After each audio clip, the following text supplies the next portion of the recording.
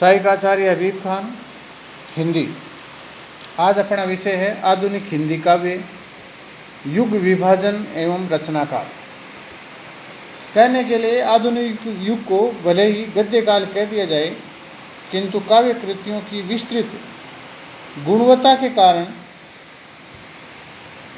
ये कविता के क्षेत्र में अवर श्रेणी का भले ही नहीं बन पाया, लेकिन इसका शुभारंभ भारतेंद्र युग की स्वर्ण वेला से होता है, जो पूर्ण जागरण से अंगड़ाइयाँ लेता हुआ प्राय 2 सदी तक अपने सोपानों पर चढ़ चुका है।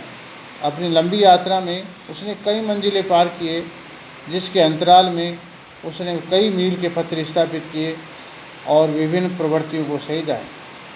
अध्ययन की सुविधा की दृष्टि से इस काल को हम भारतेंद्र युग, द्विवेदी युग, छायावादी युग, प्रगतिवादी युग, प्रयोगवादी युग और नई कविता का युग, 6 भागों में हम इसको बांट सकते हैं। भारतेंद्र युग में जब हम देखते हैं तो भारतेंद्र युग में प्रवृत्तियों और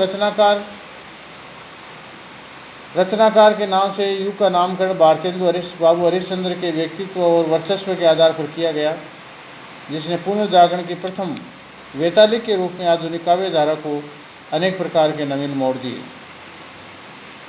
भारतेंदु हरिश्चंद्र ने नील देवी, भारत दुर्दशा, प्रताप नारायण मिश्र ने बुढ़ापा, गोरक्षा, ठाकुर जगन मोहन सिंह ने अनेक रचनाएं लेकर के इस काल में भारतेंद्र युग को समृद्ध किया।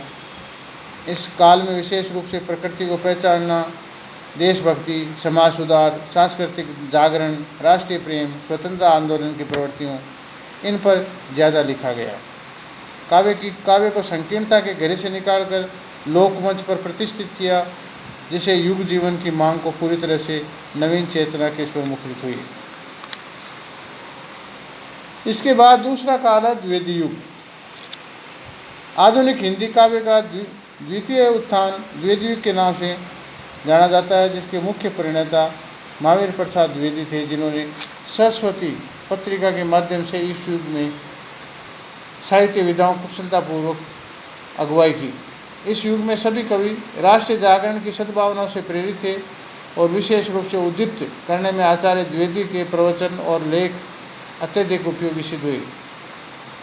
इसके अलावा द्विवेदी युग में महावीर प्रसाद द्विवेदी के अतिरिक्त मैथिली शरणगुप्त, जिन्होंने साकेत और भारत भारती लिखा, अयोध्या सिंह उपाध्याय, जिन्होंने रस कलश लिखा, श्रीधर पाठक, जिसने एकांत योगी काव्य लिखा, इनका काव्य है वो उच्च कोटि का काव्य है। गद्य और पद्य दोनों भाषाओं की एक रूपता लाने का इसमें प्रयास किया गया। राष्ट्रीय स्वर इनकी कविताओं में मुखरित रहा। सांस्कृतिक धरातल पर द्विवेदी जी ने बड़ा काम किया। पौराणिक चरित्रों के जरिए लोक नायकत्व का समावेश इसमें हुआ और इसके अतिरिक्त इसमें अनेक मुक्त काव्य भी लिखे गए। सरस्वती पत्रिका के माध्यम से काव्यात्मक जो विकास हुआ वो इस युग की सबसे बड़ी विशेषता है। इसके बाद छायावादी युग आया। छायावादी युग को स्वतंत्रतावादी काल भी कहा जाता है। इसके कुछ विद्वानों के अनुसार छायावादी पाश्चात्य काव्य साहित्य की स्वतंत्रतावादी काव्य धारा का अनुकरण मात्र है, लेकिन अन्य विद्वानों ने उसे भारतीय दर्शन के अद्वैतवाद और ब्रह्मवाद से जोड़ करके देखा है। इस काल में मुख्य रूप से आपको देखा जाए तो लाक्षणिकता, सौंदर्य में प्रतीक विधान, उपचार वक्रता और स्वानुभूति का साहित्य माना जा सकता है, जिसमें रहस्यवाद के ऊपर भी बहुत कुछ लिखा गया। मुकुटधर पांडे इसके प्रणेता है। प्रसाद पंत और निराला का साहित्य, जो हिंदी साहित्य के आधुनिक काल का उच्च कोटि का साहित्य माना जाता है। प्रसाद जी का, पंत जी, सुमित्रानंद पंत का और सूर्यकांत त्रिपाठी निराला का वो साहित्य भी इस काल के अंदर लिखा गया। प्रगतिवादी युग के अंदर हम जब देखते हैं तो इस युग के अंदर मुख्य रूप से रामेश्वर लाल शुक्ल, भगवती चरण वर्मा, नरेंद्र शर्मा, बालकृष्ण शर्मा नवीन, ये इस युग के प्रमुख रचनाकार है। प्रगतिवादी काव्य में मार्क्सवादी जीवन दर्शन और साम्यवादी विचारधारा का प्रतीक माना जाता है। ये काव्य सामाजिक अर्थव्यवस्था की विषमता के निवारण के लिए मार्क्सवाद को ही सर्वोपयुक्त साधन मानता है। मार्क्सवाद के आधारभूत सिद्धांतों में द्वंद्वात्मक भौतिक विकास और मूल्य वृद्धि का सिद्धांत प्रमुख है, जिसके आधार पर विश्व की अर्थव्यवस्था नियंत्रित होती है। और इसमें मुख्य रूप से मजदूरों के उत्थान के लिए उद्योग धंधों का केंद्रीकरण, इन पर ज़्यादा लिखा गया। ये साहित्य सामाजिक, आर्थिक और राजनीतिक परिस्थितियों का उस काल विशेष को प्रतिबिंबित करता है। मुख्य प्रवृत्तियों के रूप में देखें तो शोषित वर्ग की जो भावनाएं हैं उनको इसमें उभारा गया है। साम्यवाद दर्शन का समर्थन हुआ है। प्रगतिवाद काव्य का महत्व को उकेरा गया है। और इस साहित्य के बाद में जो आगे वाला साहित्य है वो है प्रयोगवाद।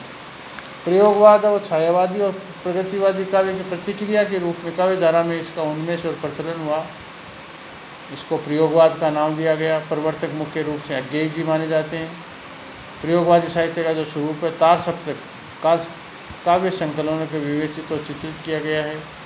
इसमें प्रतीकवाद, नकेलवाद, प्रपद्यवाद, रूपवाद और नई कविता के स्वर इसमें मुख्य रूप से उभरे हैं, जिसमें गिरिजा कुमार माथुर, धर्मवीर भारती, गजानंद माधव मुक्तिबोध, भवानी प्रसाद मिश्र और नरेश मेहता इसके प्रमुख कवि हैं, जिनमें व्यक्तिवाद, यथार्थवाद का चित्रण हुआ है, बौद्धिक अतिरेक का चित्रण हुआ है, वैज्ञानिक युग का आभास मिलता है।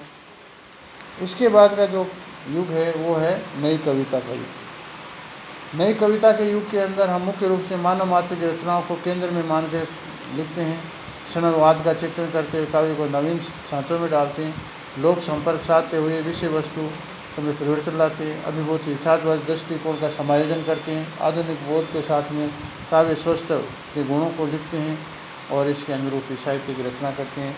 इस साहित्य मुख्य रूप से मुक्तिबोध जिसने लकड़ी का रावण लिखा, रघुवीर शाह जिसने आत्महत्या और विजय देवनारायण शाही ने अलविदा साहित्य लिखा।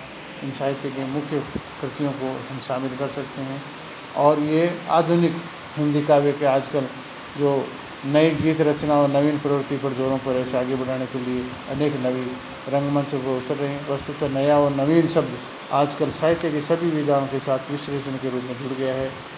देखने से लगता है कि नवीनता, ये शब्द नवीन आग्रह आधुनिकता के जीवन बोध का स्वस्थ परंपराओं के साथ जोड़कर उसे जीवन साहित्य की कड़ियों में किस तरह पिरोया जा सकेगा।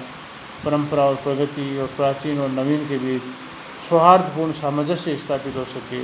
हिंदी साहित्य का इतिहास राष्ट्रीय और अंतर्राष्ट्रीय परिस्थितियों के साथ समझौता करता हुआ सभी दृष्टियों से उदात्त और उदरमुखी बन सके, ऐसी कामना के साथ धन्यवाद।